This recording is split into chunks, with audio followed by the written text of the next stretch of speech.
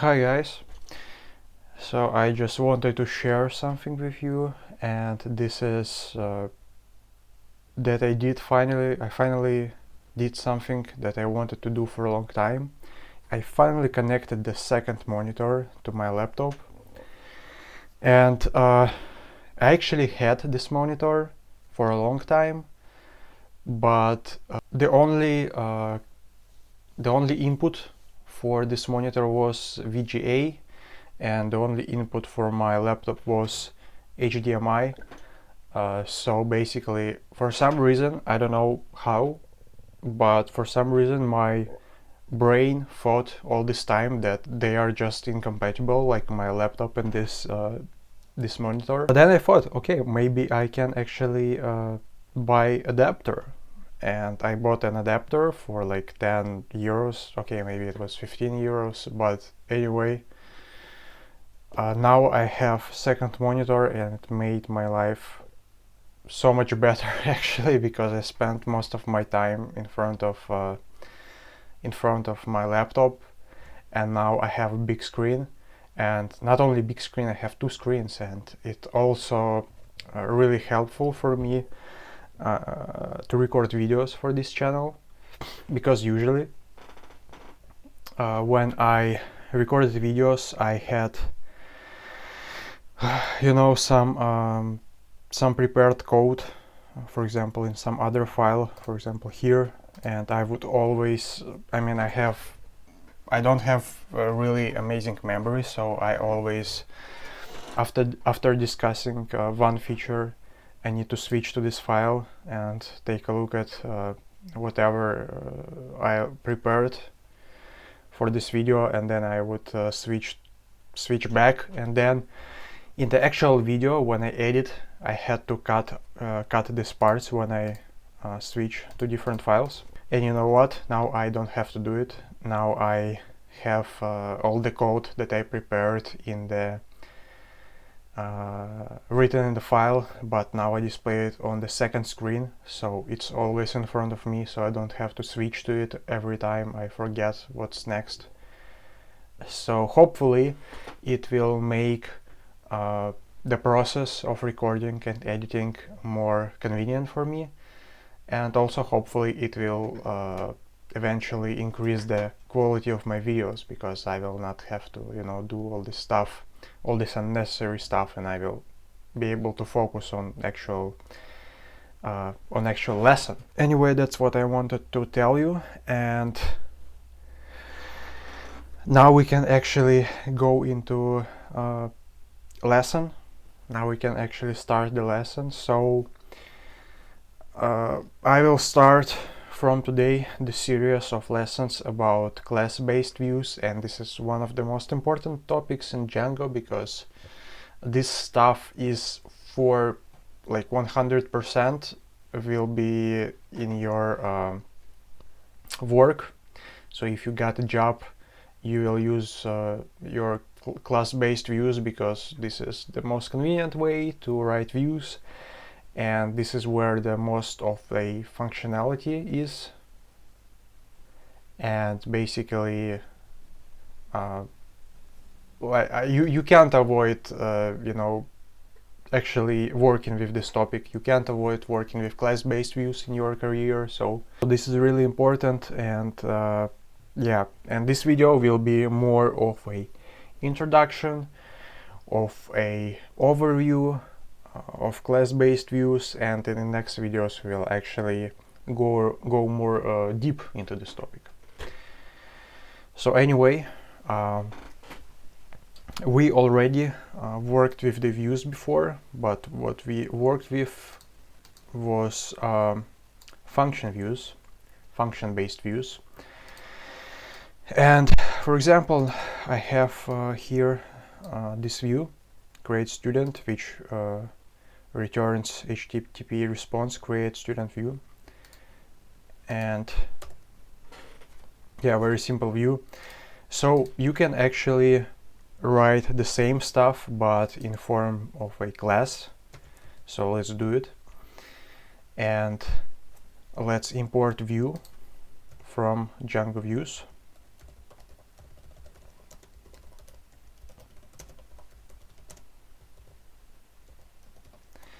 And let's actually create this class. Create student view, and now we check if we receive a GET request, which is what we receive when we just open the web page. So if we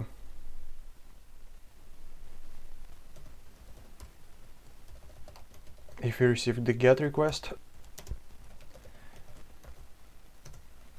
we return, let me just copy that. So as you can see,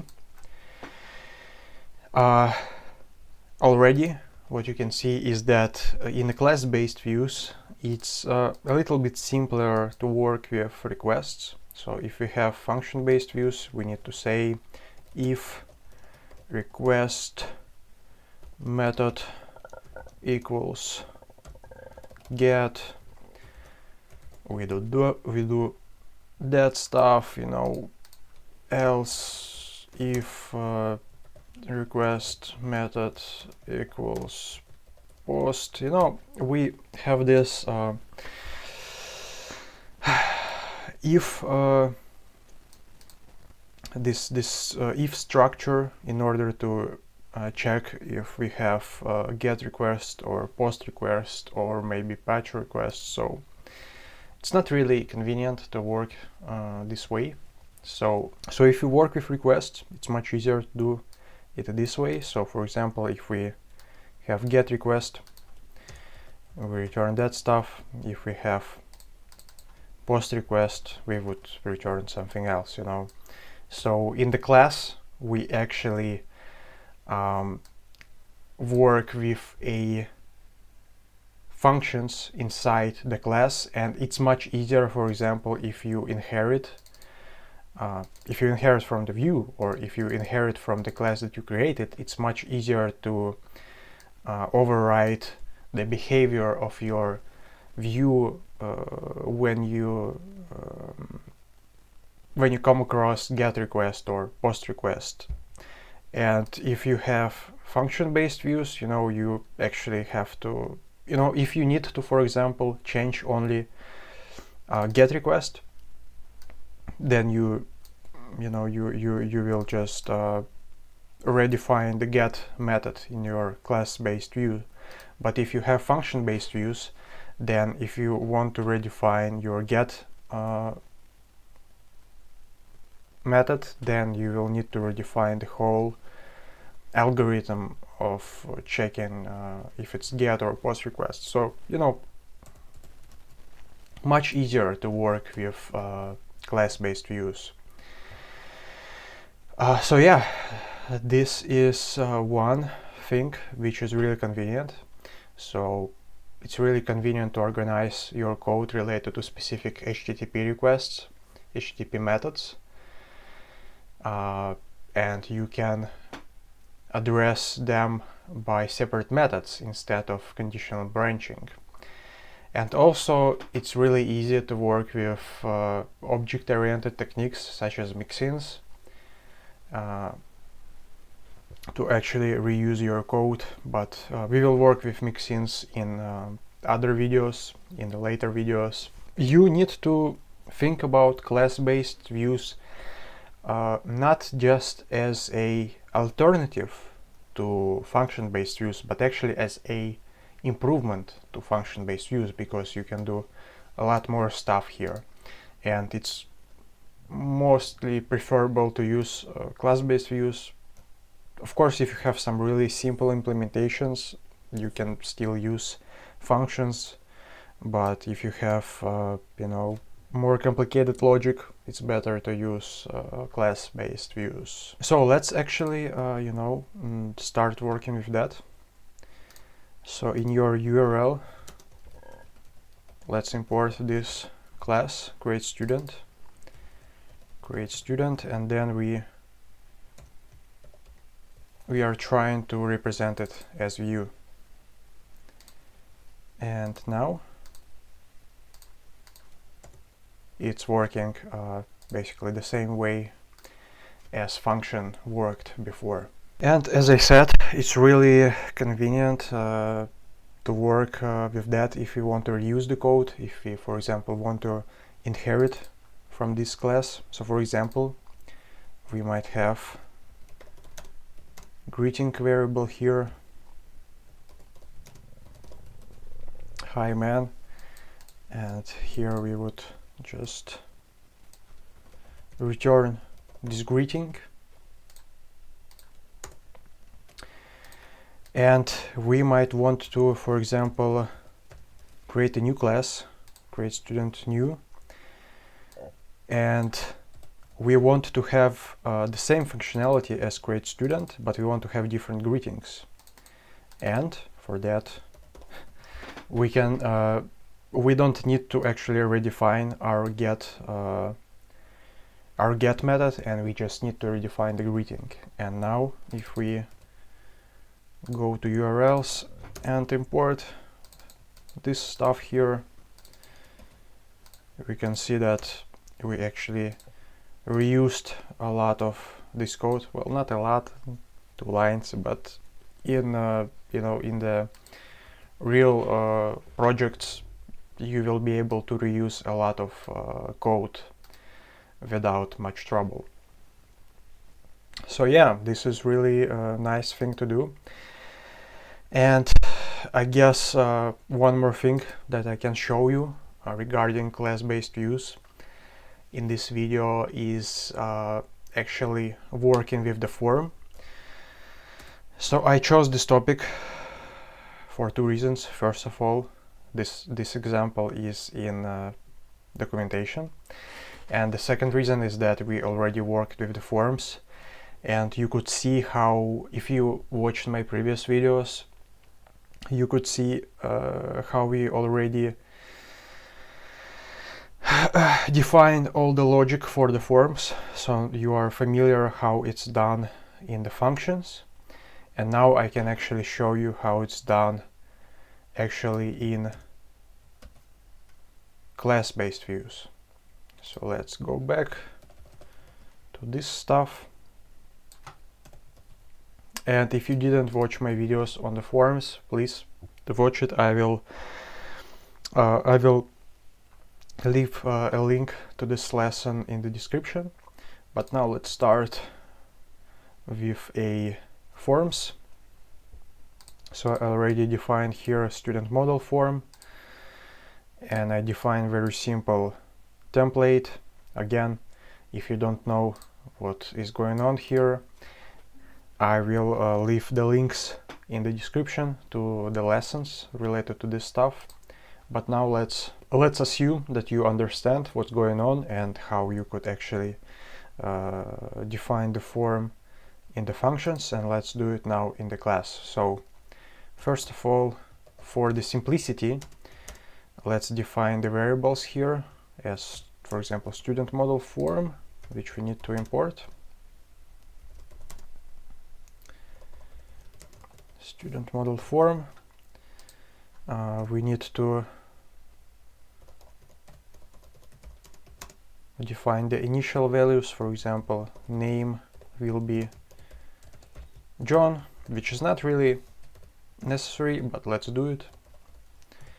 And template name would be study templates initial HTML.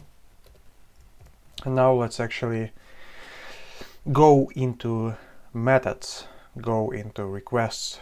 So if we have get request, and this is what we receive when we just open the web page. So let's redefine this method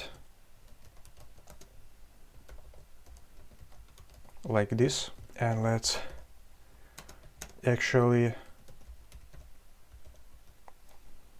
initialize our form with using this self in order to get the variables that we defined in our form, in our class.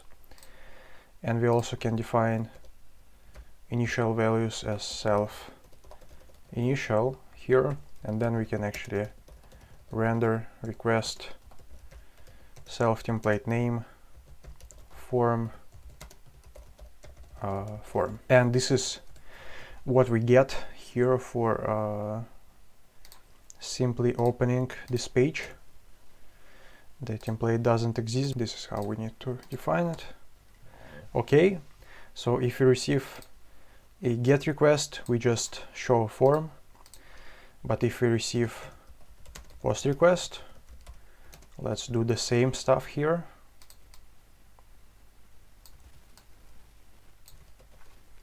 Let's redefine the POST request, and let's receive the POST information to our form, and if form is valid, then let's save our student and return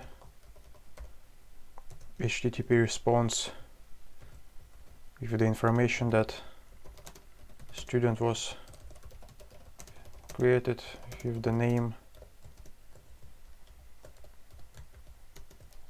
form, clean data, name. Once again, if you don't understand what's going on here right now, please watch my videos about forms.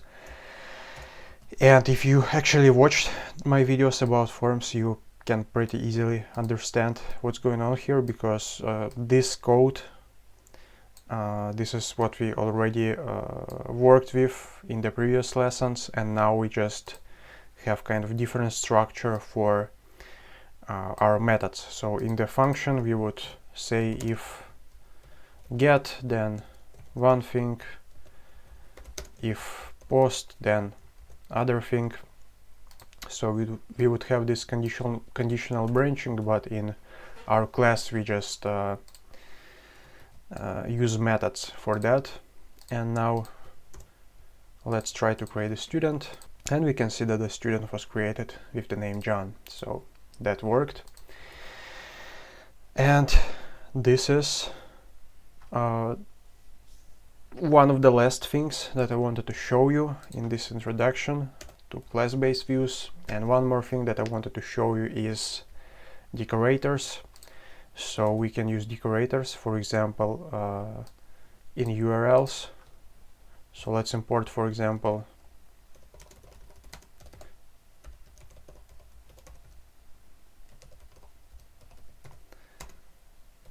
let's import login required, and here we can specify this decorator. And now we will not be able to open this page, because as you can see, we tried to open the page, but then we checked our login and we see that we don't have any login, so we can't open this page. And this is one thing, one way how we can define these decorators. The other way is to define it actually in views. So let's delete that stuff, and here we can do it, and we also need to import one more stuff from Django utils, decorators, import method decorator. And here, if you want to do the same stuff, we need to redefine dispatch method.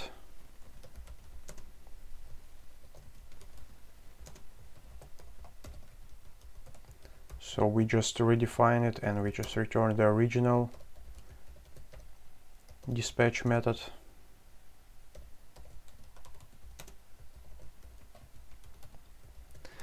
And now we can actually assign this method decorator login required to this dispatch method in order to actually do exactly the same thing as we did before.